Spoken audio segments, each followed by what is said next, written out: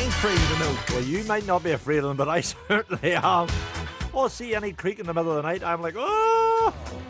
Oh, I'm under the duvet. But I'll tell you what, my next special guest, right, I'm just wondering, does he whistle the theme from Ghostbusters whenever he's sleeping? Or does he ever sleep? He is a psychic investigator, a sort of paranormal activist for anybody that's seen the films. But TV's Northern Ireland's Greatest Haunts returns tomorrow night on TV. And it's all about the paranormal and the strange and the unexplained. But he, Andy Matthews, will explain all, won't you, Andy? I'll certainly try, Alan. So, this is the second time that you've come to Northern Ireland. You're no stranger to this part of the world, but there's lots of spooky goings on. Before we go any further, right, what is a psychic investigator and what does he do? Well, a psychic investigator is a little bit different from a paranormal investigator because a paranormal investigator is usually strictly scientific, whereas a psychic investigator is a bit Looney Tunes like me because I tend to run on both sides. I trained as a medium for 2 years simply for research purposes alone and then incorporated that into my paranormal investigating. So basically I do two things. I'm sitting on the fence. I've got one leg over one side of belief and the other leg over the other side of, a little bit of doubt. So, whenever you enter a house or a castle or a place, anywhere where there's supposed to be spirits, what are you armed with? There's bound to be some equipment that you go in with. Oh yeah, I mean, you can go in with the basic field equipment. We tend to not to use equipment such as EMF meters these days, simply because they're useless in modern day technology. In modern day houses, they can pick up anything from mobile phones through to television sets, all those sort of things. So your basic field equipment these days really is CCTV cameras, EVP, electronic voice phenomena recording equipment, which is digital equipment, and that's the basic kind of kit. Really all you need. And your senses, you need your common sense, because walking into a haunted house that is reputedly haunted, you have to walk in with your common sense, otherwise you're just going to believe everything's a ghost, every knock, bang, shudder.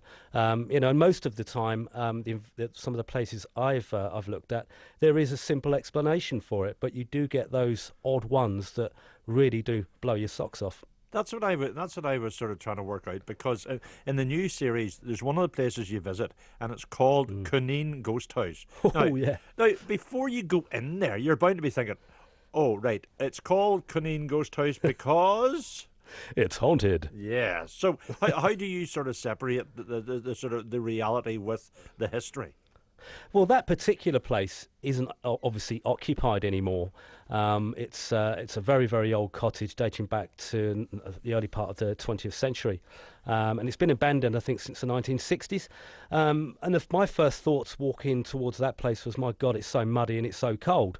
But you reach a certain point down that lane leading towards this old cottage where you can feel something that just is not nice. It is really awful. It made us feel a bit sick. It made some of the crew feel a bit ill. But you have to keep your feet firmly on the floor in the mud on this occasion, and go in there and try and look at the obvious explanations for it, But we couldn't find anything really there, because there's nothing really to cause that kind of phenomena there. I mean, usually you get ultrasound or infrasound that can cause the brain to make up funny kind of images in your mind, and it can mess around with your senses. But this place is in the middle of Cuneen Forest, and there's nothing for miles around. But there was definitely some kind of presence there. You've got me going all strange already, so you have. It is. It's a strange thing. And you're going to Prehn House in Londonderry, also Ardglass Castle and Dobbins in Carrickfergus. Now, whenever you're there and you think to yourself, I feel something here, and I suppose there might be a preconceived thought there that you may think there's going to be something, but whenever everybody starts to notice it, do you think to yourself, right, time to pack up and get out of here, or what do you do? No, not at all. I mean, in the early days, I used to get very frightened, to be honest. I mean, we're dealing with things we don't understand.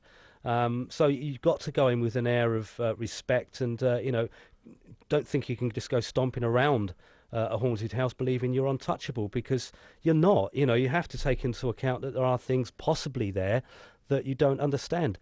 So, no, I don't tend to get...